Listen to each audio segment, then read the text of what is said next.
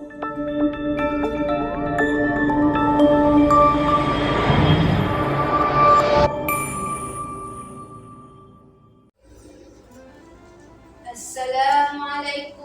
warahmatullahi wabarakatuh. Perkenalkan, nama saya Rizky Rahmadani, perwakilan dari SPN 003 Tanjung Pinang Timur. Saya akan membawakan cerita yang berjudul Keris Sempena Riau. Pada zaman dahulu, tersebutlah sebuah tempat atau pulau bagi orang-orang yang ingin mengadu ilmu kependekan. Pulau itu disebut dengan nama Pulau Galang.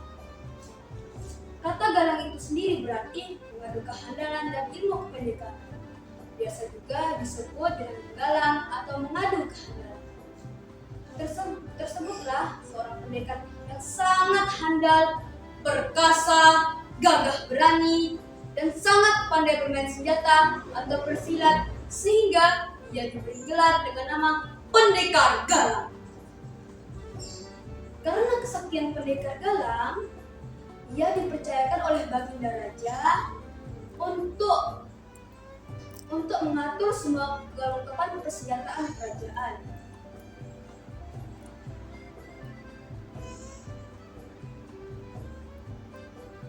Panglima Galang selain handal bermain senjata, ia juga seorang yang kebal dari senjata. Konon, tidak sedikit orang yang telah beradu ilmu kependekaran dengan Pendekar Galang. Tapi banyak yang kalah atau tewas. Sebagian besar juga menjadi muridnya atau berguru kepadanya. Pernah suatu ketika salah seorang pendekar yang pernah dikalahkan dan menjadi muridnya.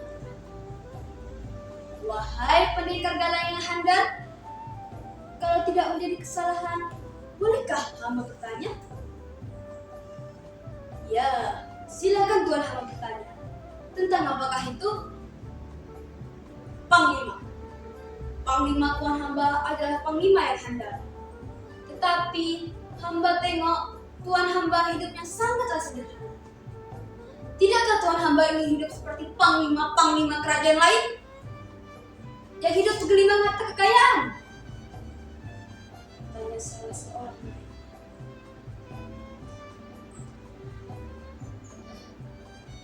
Mendengar pertanyaan itu, Panglima Galang terkejut. Tak disangkanya kalau pertanyaan salah seorang muridnya menyinggung soal kehidupan yang hidup sederhana. Kenapa itu yang Tuan hamba tanyakan? Balas Panglima Galang. Sebab hamba tengok Tuan hamba adalah panglima yang handal.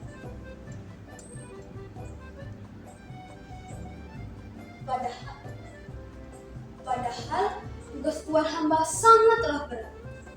Bukan hanya menjaga sepadan Pulau Galang, tapi Tuan hamba juga dipercayakan untuk mengatur dan menjaga semua perlengkapan perang kerajaan. Untuk sejenak Panglima Galang terdiam. Barulah setelah beberapa waktu kemudian beliau berkata dengan perlahan sambil bernafas, bagi hamba, kepercayaan dan tugas yang diberikan oleh Baginda Raja kepada hamba adalah anugerah dan karunia yang tak terhingga. Hamba sudah merasa cukup puas dan bahagia jika dapat melaksanakan titah Baginda Raja dengan baik. Hamba tidak pernah berpikir untuk hidup bergelimangan dengan harta kekayaan. Hamba sudah cukup bahagia sekali. Ujar Panglima Galang. Demikianlah kehidupan Panglima Galang yang tak pernah pikiran yang tidak-tidak. Baginya mengabdi kepada kerajaan dan demi masyarakat adalah lebih penting dari dunia. Dan pada suatu ketika bertanya pula seorang murid-muridnya yang lain, wahai Panglima Galang yang perkasa, bolehkah hamba bertanya? tiada pantangan dan larangan untuk orang bertanya. Ya, saudaraku, sahut panglima. Sudah banyak orang-orang pendekar dari kerajaan-kerajaan lain yang telah hamba kalahkan. Ilmu Tuan hamba sangatlah sakti. Hamba juga kebal dari berbagai senjata tajam. Dan keris Tuan hamba sangatlah sakti dan tiada dua. Dapatkah Tuan hamba berpisah dari keris yang selalu terselip di pinggang Tuan hamba? Tanya salah seorang murid. Untuk sejenak, Panglima Galang tak dapat menjawab pertanyaan tersebut. Barulah selang beberapa waktu, Panglima Galang menjawab sambil berseru. Keris adalah senjata yang sangat penting bagi seorang pendekar. Boleh dikatakan sebagai penjaga keselamatan dirinya. Walaupun sebenarnya kesaktian seorang pendekar tidak hanya ditentukan oleh sebilah keris. Tetapi jika keris yang kita miliki jatuh ke tangan orang lain, berarti kita sudah kalah separuh. Demikianlah hal dan keadaan sehari-harinya dengan tekun murid-murid pendekar Galang belajar memperdalam ilmu. Pendekar Galang pun selalu menasihati kepada murid-muridnya bahwa ilmu yang kita miliki bukanlah untuk dipergunakan dengan semena-mena serta menindas orang yang lemah. Justru sebaliknya, kita harus membela orang yang lemah, menegakkan keadilan dan berbakti bagi negeri yang tercinta. Tidak mencari musuh, tapi kalau musuh datang tidak lari seperti pantun. Suluh petang tapi perigi, mencari tuba untuk mencari. Musuh datang tidak mencari, musuh tiba pantang menyerah. Pergi ke menang perang, bawa kapur singgah ke galang. Kalah dan menang belum tahu, takkan undur tengah galangga. Dan suatu ketika muncullah seorang petualangun yang ganas dan bengis bernama Dai Tawang datang ke Pulau Galang. Mendaratlah Dai Tawang bersama anak buahnya Pulau Galang. Penduduk di Pulau Galang merasa cemas dengan kedatangan Lanun itu. Sedangkan murid-murid dan pengikut pendekar Galang telah bersiap-siap sebab mereka telah menyangka kedatangan Dai Tawang untuk menyambut tempat mereka. Tiada berapa lama Dai Tawang berdiri di tengah gelangga dengan sombong sambil berkata dengan lantang, "Hei kamu semua! Mana yang bernama pendekar Galang? Aku Dai Tawang datang hendak mencoba." Sementara itu di belakangnya datanglah pendekar Galang dengan berjalan santai dan belakangnya bersama. Akhirnya berhadapanlah kedua orang. "Kau yang bernama pendekar Galang?" tanya Dai Tawang dengan santai. "Ya, hambalah pendekar Galang. Siapakah tuan hamba?" jawab pendekar Galang sambil "Siapa yang tidak kenal denganku? Aku Dai Tawang yang berkuasa di perairan Siantan, Karempa, Timbalan sampai ke Laut Cina." ujar Dai Tawang dengan sombong. "Oh, kiranya tuan hamba si Dai Tawang petualangun. Apa hajat tuan hamba datang kemari?" tanya Panglima Galang berbahasa-basi. "Cih! Jangan engkau pura-pura ada perahu, pura-pura tidak tahu. Aku datang sini ingin mengalahkan pendekar Galang."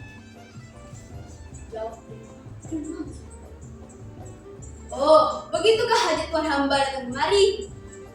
Jika orang pergi kedai terkena ribut. Jika hamba datang dengan baik, baik pula hamba menyambut. Tapi kalau pergi ke mepar, biarlah hamba pergi ke resun.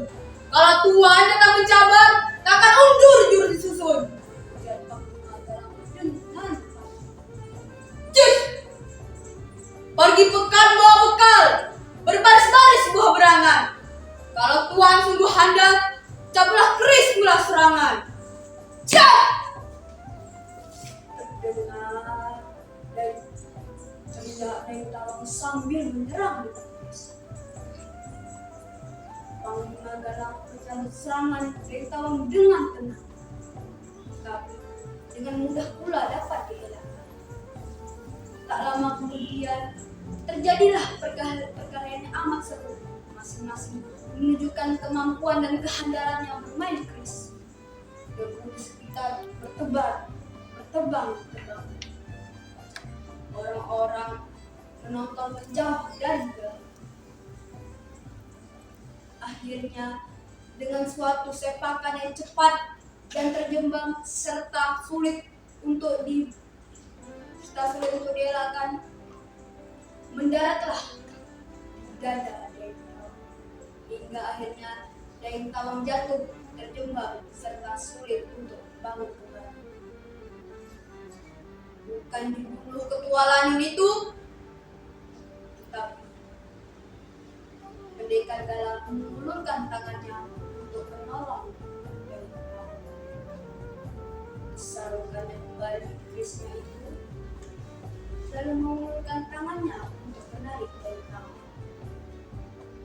Tapi dasar orang jahat, melihat kebaikan dan kelembutan Pendekar Galang, secepat kilat Dai Tawang menepis tangan Pendekar Galang dan lalu membungkam Pendekar Galang.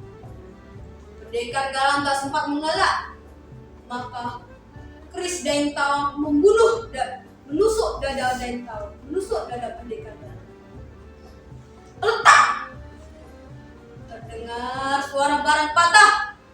Ternyata bukan dada Panglima Galang yang tertusuk, tetapi keris Dai Tawang yang patah. Sungguh kebal dan sakti Pendekar Galang. Melihat kecurangan Dai Tawang, orang-orang di sekitar dan murid Pendekar Galang sangat marah. Pendekar Galang bermaksud baik, tapi sebaiknya petualangan itu membalas dengan kecurangan. Maka dengan serentak murid-murid Pendekar Galang menyerbu petualangan itu untuk dibunuh.